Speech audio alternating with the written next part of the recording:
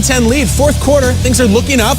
But as he drops back, he's real mobile, but nobody's getting away from that. That is a big Harold Landry hit. Wentz fumbles, goes to Derek Morgan. That is ridiculous. Massive. Look at Lawan out there without a helmet. Oh, my gosh. 17-13, though. Mariota, who played a gutsy game, finds Tajay Sharp, 11-yard touchdown.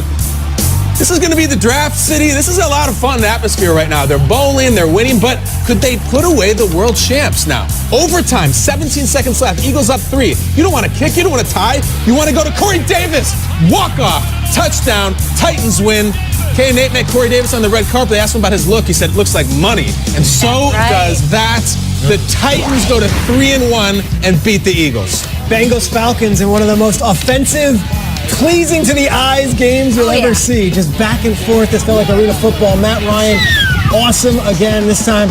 Finding Calvin Ridley. Calvin Ridley was tremendous. Rookie of the year? I mean, he's unbelievable. He's having a huge season right out of the gate. Last week I said the Rams had the best trio, maybe of all time at receiver. The Falcons guys are pretty good too. And Sanu, Ridley, and Julio. A revenge game for Sanu. Are they the greatest of all time? They might be the greatest of all time after this week. That was it. I could change my tune. AJ Green, touchdown here in a huge play. Green, never played in Atlanta before as a pro. Grew up in the area. Like, just awesome story. UGA guy. Bengals 3-1, Kay. Julio had 1,000,000 yards. Still looking for that first touchdown, but from a fantasy football perspective, loved that one. So, guys, here's where we're sitting after week 4. We still have one more game to go, of course. The Bears, the Titans, the Bengals, and the Dolphins all have the same record. Which of these 3-1 teams has surprised you the most? Who wants to go first? Okay? I'll go. All right.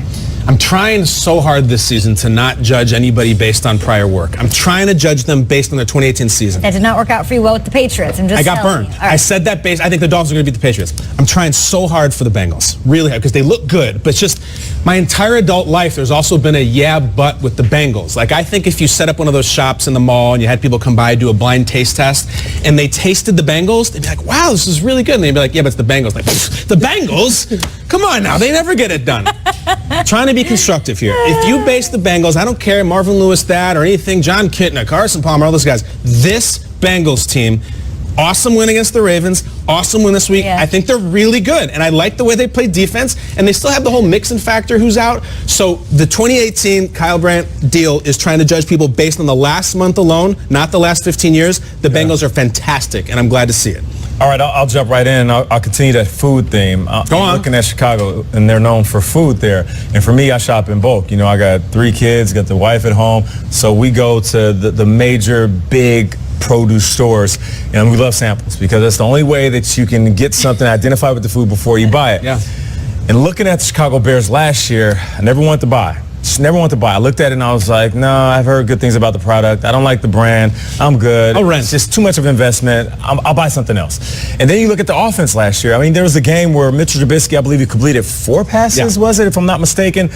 But then you hear about the same brand this season, and they add certain ingredients, and they're like, it's better. We're different now. We're different, and you know, we're healthier, and it has more flavor. And I'm like, really? Yeah, we added Allen Robinson and Taylor Gabriel and Trey Burton. I'm like, really? Okay, and you know what? Tariq Cohen has gotten better, and Jordan Howard's gotten better. Mitchell Trubisky is starting to get it. And I'm like, what? Oh, and then we added the best seasoning of all, Khalil Mack on defense. And this really, I'm telling you, you have to try this product. So even this year, I have reservations. I've walked around and I grabbed that sample. I'm like, that's pretty good. She's like, do you want to buy? No, I'm good. Let me go take another lap. I got to go buy some grandmother stuff. in the shower cap? Yeah, with the shower cap. Yeah. And then I come back and I try to change my face. I'm like, you know, can I get another one? And she's like, yeah. And then, you know, I leave. I'm like, you know what? Let me think about it again. Then I come back and I'm like, can I get me one more shampoo? No, that wasn't me. That was my cousin. There you go. Right? And she's like, yeah. And now, you know what? I'm buying it. Okay. I'm buying it. I don't know if I'm going to buy it in bulk and say that they're going to make it to the postseason. They're going to contend for a Super Bowl title. But I do love what the Chicago Bears are doing because for the first time I saw every piece that they brought in this Matt Nagy offense mesh. And it reminded me of what they're doing in L.A. with the Rams. It reminded me of what they're doing in KC. Of course, KC with the Chiefs. What they're doing with the surrounding pieces doesn't surprise me. What surprises me that it's happening so quickly with a guy like Matt Nagy. In your first year as a head coach, my expectations are always sort of tempered. You said Malarkey obviously took them to the playoffs. I'm talking Titans now. Vrabel is impressing me so far. I mean, he's coming off back-to-back huge wins. I'm not going to say it's surprising. They have the weapons. Deion Lewis, obviously a factor. But their defense, top six in the league, 6th best. But you look at at their offense, they have the third lowest ranked offense going into week 4. It is very surprising for, in this landscape where you're talking Rams, you're talking Nagy, you're talking everything that everybody's doing explosively on offense, that a team that's sort of letting their defense carry them to this point is 3-1. So now you have Mariota throwing for close to 350 yards, 2 touchdowns. He doesn't have that many yards since week 9 of his rookie year, you guys. Corey Davis, Taywan Taylor with a huge 4th down conversion that we've been glowing about all day to sort of match that defense. I feel like this is a team that can beat other teams. Not pretty, not explosive, but in a lot of different ways, which is in its own way more dangerous. I'm going to double down with Kay on this one. I think the Titans are doing something now that, those back-to-back wins are over the Eagles and the Jaguars. Those are contenders. These are not fluff games, and they both had to come and face adversity to do it. And what I love about the Titans is that they're playing with this aggressive nature. I talked about it earlier in the show, but they went for it on 4th down 4 different times. They've gone for it on 4th down 7 different times through just 4 weeks. Vrabel's kind of like rolling the dice a little bit, knowing that the Jaguars are this dominant defense. We've already beaten them. The Eagles that were down 14 points late, we can beat them.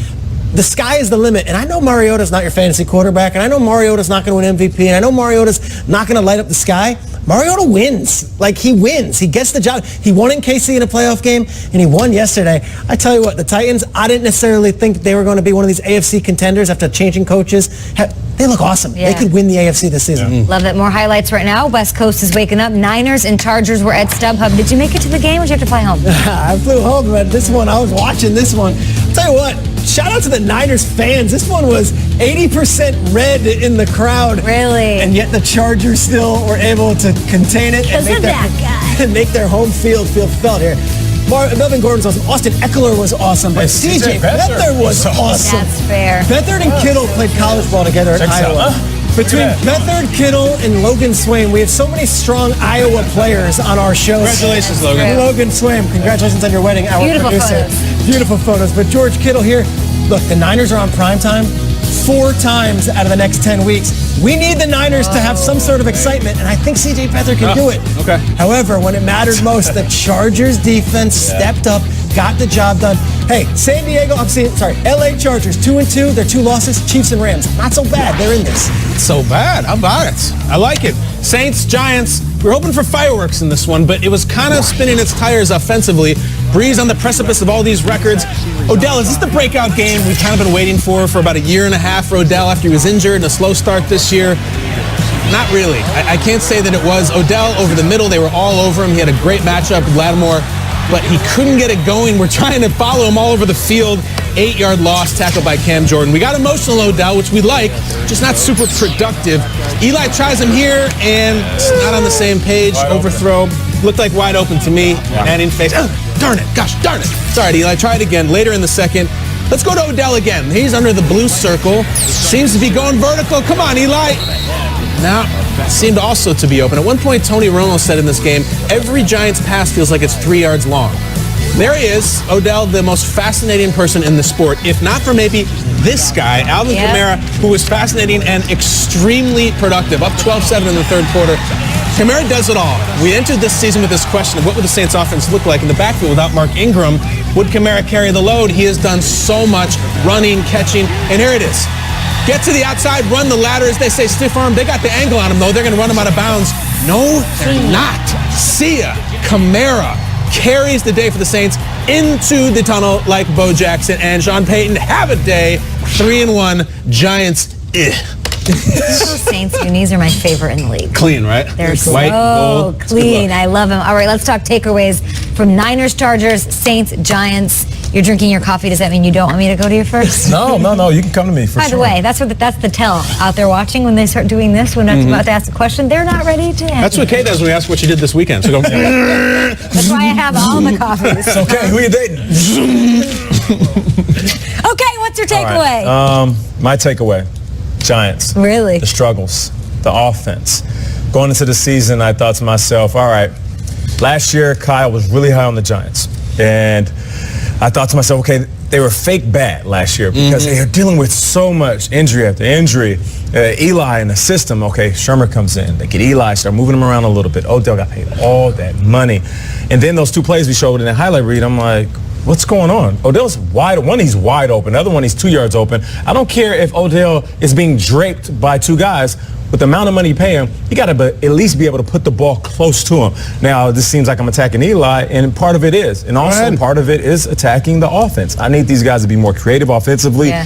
It's not just Odell, but you got Sterling, you got the running back. Saquon got in the end zone, but it's just not enough. For Odell to get paid that much money and him to be this productive or lack thereof, I feel like there's a problem with this offense, and that's where the struggles are. I think the frustration for Giants fans is that you're seeing the Rams have such fun on offense. You're seeing the Saints do all these crazy things. You're seeing the Chiefs, and you've got Odell Beckham and Saquon Barkley, and there's just nothing. It's got to be so frustrating. But the Saints, to me, are what I'm taking away because they get Mark Ingram back, and they're 3-1. They've won 3 straight. They're a sleeping giant in the NFC right now. We can do all we want about the Rams, and we can go gaga over the Bears. The Saints are 3-1, and they look explosive, and they get one of their best players back.